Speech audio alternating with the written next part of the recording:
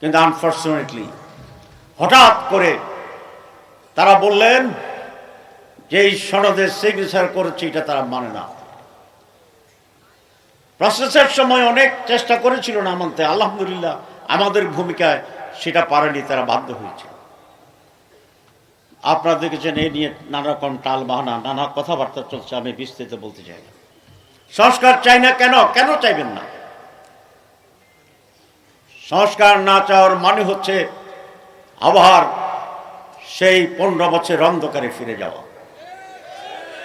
সংস্কার না চাওয়ার মানে হচ্ছে আবার অন্যায়ভাবে ভোট ডাকাতি করে, ভোটবিহীন নির্বাচন করে আবার স্বৈরাচার ফেসিবাদ হওয়ার একটি রাস্তা এবং পথ, দরজা জানালা খোলা রাখা।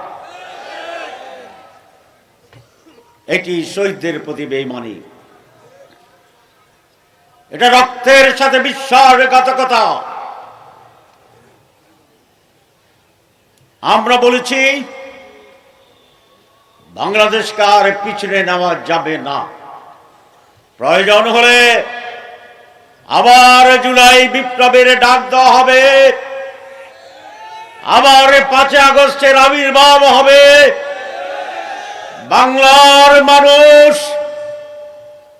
আর স্বৈরাচার ফেসিবাদে ফিরে যাওয়ার সুযোগ দেবে না।